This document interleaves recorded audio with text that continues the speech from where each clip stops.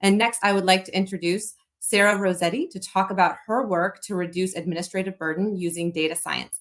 Sarah is an associate professor of biomedical informatics and nursing at Columbia University. Her research has been funded by NIH and ARC, so many acronyms in the government, excuse me, sorry about that. And she is focused on identifying and intervening on patient risk for harm by applying computational tools to extract value from EHR data and leveraging user-centered design for patient-centered technologies. Welcome, Sarah. Thank you.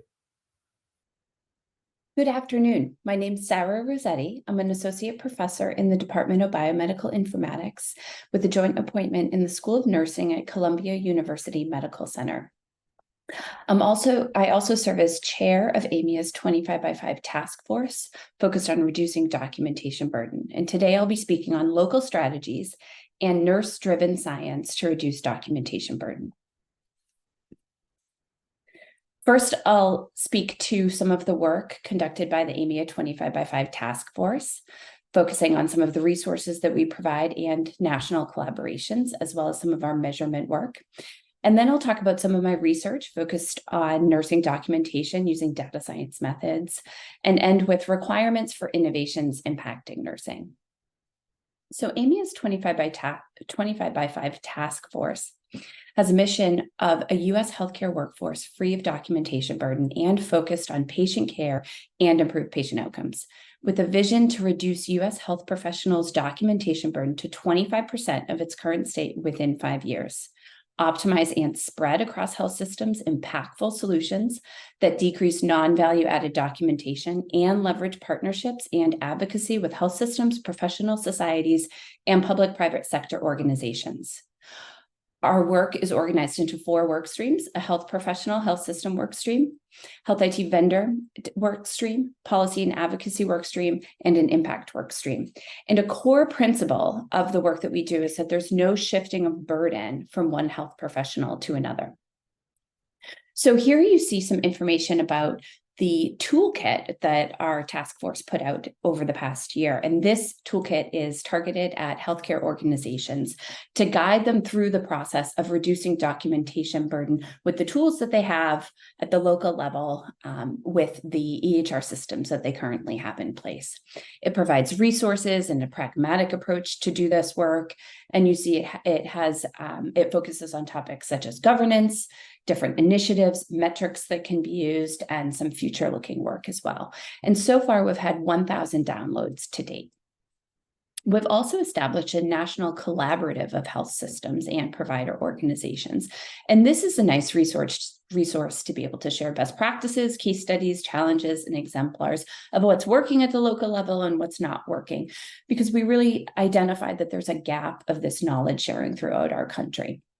We have an open Slack channel for this community to engage in, and we're looking forward to providing more resources on that in that Slack community as well. Our 25x5 task force has also identified that there are gaps in measuring documentation burden. Well, there are some measures that are currently being used using EHR data. There's overall a lack of validated measures that we know are meaningfully linked to burden as it's experienced by clinicians, and a lack of these measures that are also scalable so that we can use them for national benchmarking. So our task force is currently engaged in some work focused on this measurement issue as well as several others. In early 2024, we expect to publish a standardized definition of health professional documentation burden. We're also working on a pulse survey to be able to capture health professionals' perceptions of documentation burden and hope that that could be used at a national level. In development, we have a health system survey focused on being able to capture documentation burden reduction as a strategic goal at healthcare organizations to understand if it's a strategic goal, and if so, how it's being evaluated. And we are also working on an HIT roadmap, and this is from our health IT vendor technology work stream, focused on recommendations to reduce documentation burden and how technology tools can be used for that. We have several policy briefs that have been published over the past couple of years, and you can find those online on our website. And we're thrilled that we nominated the topic of documentation burden reduction to AHRQ for one of their evidence reviews, and it was selected through a competitive selection process, and now it's going through that current process with AHRQ. I'm going to shift a bit here to focus on some of the research that I do using data science methods for nursing documentation. How can we innovate today and not increase burden further for nurses? We can use nursing data that we already have, and we can create user-centered design clinical decision support. So we have a problem in our EHRs of a signal to noise problem. There's noise that's increasing due to a lack of interoperability, data reuse, a lack of usability, and a lack of data synthesis. And really, we have this cycle that keeps occurring, is that there's increasing redundant and manual data entry, and this just increases the information overload in our record for our clinicians to have to try to sift through the data to find meaningful information about their patients. It's really important to reflect on the purpose of documentation and to take a step back and realize that the purpose of documentation is not documentation as an intervention to improve outcomes. Our clinical practice and our best practices and evidence are to be used to improve patient outcomes. Documentation is an artifact of care. There are many important secondary uses of documentation, such as for research, for quality improvement, for regulatory needs, as well as legal and compliance, and several other types of secondary uses. Now, documentation can serve as cognitive and decision support or communication and collaboration tools. And in that way, it may serve to help or enhance patient outcomes. But we have to be really careful to distinguish when we're approaching documentation in and of itself as an intervention for patient care, which it should not be, versus documentation that's well designed for cognitive and decision support or communication purposes. There are actually few studies linking documentation to outcomes. So our team is conducting a scoping review, and in looking for this link between nursing documentation and outcomes, we found 50 articles that fit our scoping review criteria. Several of them were actually only focused on documentation compliance as the outcome, as opposed to clinical outcomes. Of those focused on clinical outcomes, a small number, only 6, reported an actual impact on clinical outcomes. And those studies actually had overall weak designs. And so when we think about documentation and its purpose, we really need to reflect on the level of evidence that we actually have for it as we consider how we can reduce documentation for nurses, and perhaps we can reduce it a whole lot more than we think.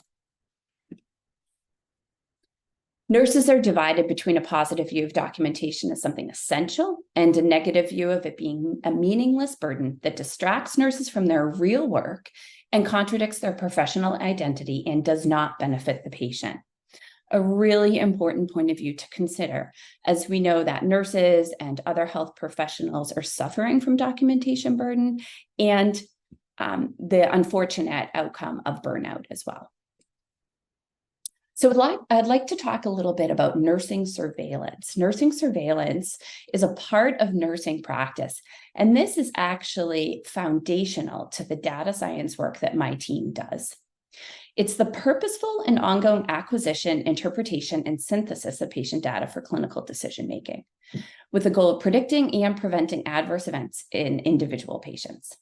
So a nurse, for example, may identify subtle clinical changes that are rarely captured in physiological data. A nurse may identify that a patient has pallor change and has an increasing need for an incremental increasing need for supplemental oxygen.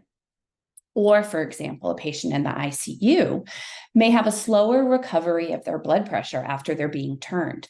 This is typically not well captured in the EHR. A nurse also may identify some mental status changes from baseline that are perhaps just a little subtle that wouldn't warrant escalation of care, but perhaps combined with several other clinical indicators might warrant escalation of care. And we've found through several of our studies using different data science methods that nurses' increased surveillance patterns are an early predictor of in-hospital deterioration. So what we actually measure are temporal patterns in EHR data. We look at the metadata. So how frequently was the nurse documenting? At what time was the nurse documenting? What was the nurse documenting? And we found that entries with increased frequency and entries done at uncommon times are actually predictors of patient deterioration. And we can predict adverse events 2 days earlier than other early warning scores. I like to think of the EHR as a flipped iceberg in this context. Nurses' required documentation is often capturing a recording of the standard of care. And this data, unfortunately, lacks variability. It looks the same for all patients, and therefore it lacks a statistical signal. It's also burdensome to capture. There's a lot of manual data capture, and this also leads to information overload for other clinicians. It's difficult to sift through to find where's the information that's relevant for this particular patient and distinguishes what this particular patient needs at this time. We actually find the signal is in nurses' optional documentation, what they're not required to capture. It reflects nursing surveillance patterns. It's entered based on the patient's clinical state. The nurse determines that the patient may need something additional or extra or different than other patients, and then records that in the documentation as well. So we find good variability. It reflects personalized care, and here's where the statistical signal is. And so looking at the EHR with this approach, we've been able to find that nursing documentation is associated with key patient outcomes of mortality, sepsis, and length of stay. That brings us to our CONCERN study. And so what is CONCERN? CONCERN is an early warning system for patient deterioration based on nursing documentation patterns or signals that reflect nursing surveillance. It detects the nurse's expert clinical judgment when it perceives changes in a patient's clinical state. And it alerts up to 2 days earlier than other early warning systems because these subtle patient changes usually occur well before physiological alterations in the patient. It leverages existing documentation, preventing increases to documentation burden. And our predictive model predicts inpatient deterioration with 97% accuracy. We've also evaluated CONCERN in a multi-site randomized controlled clinical trial. Those results are pre-publication, but are very promising. And the CONCERN predictive model, as I mentioned, performs very well. And you can see here the performance metrics for the intensive care unit as well as the acute care unit with over 97% accuracy in both units. And this is a machine learning based model. So the intent of the CONCERN predictive model is actually to be identifying patients that may be entering a risky state as opposed to patients already in a risky state. And I emphasize this point because we're utilizing nursing documentation in a way that taps into the nursing expertise in advance of changes to the patient's physiological vital signs. And so we've been able to identify these patients 2 days earlier than other early warning systems, and that clinical lead time is really important. So what you see here is the CONCERN back engine, how the predictive model, the features of the predictive model and how it actually works. So some of the numerical features that drive the prediction are vital sign entry frequency, the frequency in which comments associated with vital signs are entered by nurses, the frequency of some medication administration record documentation, including when PRN medications are given, and medications that are withheld, for example, the frequency in which nurses record nursing notes, and then also using natural language processing, the frequency of some particular mentions or some particular content within nursing notes. We then use this continuous time-dependent scaling. So it's really important in this modeling at what time of day and what day of the week and what hospital day is the patient on for when these items are occurring. So there's a difference between the nurse recording some information on a Monday at 9 a.m. compared to a Saturday at 3 a.m. There's a signal typically on a Saturday at 3 a.m. if the nurse is frequently in the patient's room recording some vital signs or other information. That may indicate that the nurse is concerned about the state of the patient. But Monday at 9 a.m., that's a pretty typical nursing practice pattern and procedure. We also include some categorical features. And of course, we include the location for the patient. Are they in the ICU or acute care unit, for example, or what other type of unit they might be on? But we also include demographics, and this is some work that we're extending as well to include some social determinants of health so that we can make sure that our model is not propagating any biases within that already exist within the EHR data. And so we are mitigating for racial bias right now. And we've evaluated our model in comparison to other early warning scores and identified that those biases do exist in other early warning scores. And so we find this very important practice to do. And we're continuing that work. And then our score produces a green, yellow, or a red score for clinicians to be able to see. And so we target the nurse, physician, nurse practitioner, and physician's assistants in the inpatient setting, again, in both acute care units and ICU units. And so what you see here is a screenshot from the Epic EHR, where we've integrated our concern score and that red, yellow, green score. An asterisk indicates that the score changed within the past hour. We rerun the algorithm for all patients every hour. And then clinicians can double click on that icon and they're taken to this screen here, which is a FHIR app that we've built. And it looks and feels to the clinician as if they're still within the EHR. And so this was really important user-centered design that we worked through with end users to not decrease their documentation burden any further. We didn't want them to have to go somewhere new or somewhere else. This is all built right into their workflow so that it fits their needs at the point of care.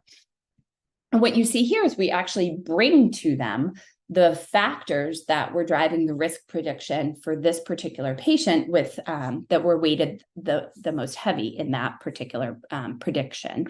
And so we then identify the particular EHR data for that patient that was part of that factor as a means to increase the transparency and interpretability of our model here. We also provide a trend line so that clinicians can see how the concern score changed for that patient over the past up to 72 hours. And then at the bottom, you can see that clinicians can compare how their patient is doing compared to other patients on the unit. We've been funded by the American Nurses Foundation, the Reimagining Nursing Initiative, to build out a concern implementation toolkit. And so this is based on the positive results that we've had to spread concern to other health systems. And we're currently spreading to a few other health systems right now and iteratively developing and validating this toolkit for spread. So I'd like to talk now a bit about requirements for innovations impacting nursing. In my research, we embrace data science, not documentation as an intervention. We see that data reuse, looking for signals and patterns in the EHR, we can discover evidence, and then based on that, design CDS that is well designed based on user-centered design practices. This allows us to reevaluate why we require documentation in the first place. We need to be able to establish criteria for innovations for nursing. These innovations need to be nurse-driven so that they're meaningful to nurses, so that they fit within their workflows, and so that they're actually used and contribute to valuable aspects of care. Equally important is we need to be able to protect nurses and direct patient care time in doing so. We do not want innovations that increase efficiencies for nursing, perhaps better ways to capture data, and there's not as much manual data entry for nurses. That would be wonderful. Once we do that, and nurses have some more time, we do not want to fill up that additional time with other tasks that are not allowing nurses to practice at the top of their license. We need to protect nurses' time so that they can practice at the top of their license and contribute to data synthesis and interpretation of the data and clinical decision-making. And we need to provide tools that allow to do that, as well as models of care that prevent additional tasks from taking up more of nurses' time. We also need to reduce the signal to noise ratio in EHRs. So some practical solutions to get there. We need innovative tools for data capture. We need automated quality measures. We need to enable expert data synthesis. We need nurses identified areas of burden, and we need continuous evaluation with end users to make sure what we're doing and the solutions that we're implementing are meaningful and valuable to nursing and to patient care. So in summary, the AMIA 25x5 initiative has several resources that we provide, as well as some national collaborations. We're working on some measurement instruments right now that could be used for all health professionals. And, you know, I talked a bit about data science and how we can use it to reuse data that exists in our EHR to discover and surface evidence and clinical decision support tools. And this can be important for all of our health professionals, and cited some of our work that's specific to nursing. And as we reflect on innovations for nursing, we have to make sure that they're nurse-driven, that they protect nurses' time, and that we do the work to reduce EHR noise. I'd like to acknowledge the funding sources for the set of work that I've discussed today, and also acknowledge Kenrick Cato, who is the MPI with me of the CONCERN study. And thank you very much for your time.